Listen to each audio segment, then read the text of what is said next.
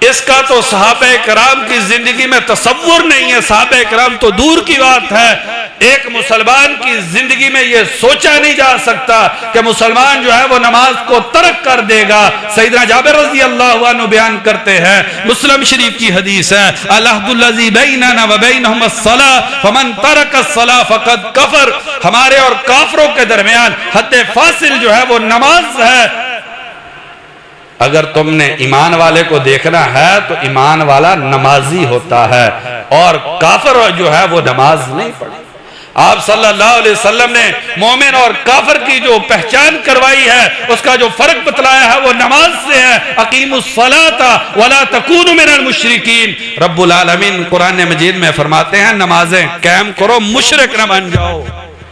اقیموا الصلاۃ ولا تکونوا من المشرکین، نمازیں قائم کرو، مشرک نہ بن جاؤ۔ یہ کیسا بد نصیب انسان ہے، کہتا ہے میں موحد ہوں، میں توحید پرست ہوں، اور نماز نہیں پڑھتا ہے۔ یہ کیسا توحید پرست ہے، یہ اسی دور کا توحید پرست ہے۔ قرآن و حدیث کے اندر اس انسان کو توحید پرست نہیں مانا جاتا جو نماز کو چھوڑ دیتا ہے۔ نمازیں چھوڑنا تو بڑے دور کی بات ہے، زندگی میں ایک نماز کو چھوڑ دینا۔ شیخ الاسلام ابن تیمیہ رحمہ اللہ اپنے فتاوی میں لکھتے ہیں کہ محدثین کی ایک بہت بڑی جماعت کا موقف ہے کہ جو انسان ایک نماز بغیر عذر کے چھوڑ دے، کوئی عذر نہیں ہے، ایک نماز چھوڑی ہے اور دوسری نماز کا وقت آ گیا ہے، فرماتے ہیں کہ محدثین کی ایک بڑی جماعت کا موقف ہے، اس انسان کو قتل کر دینا چاہیے۔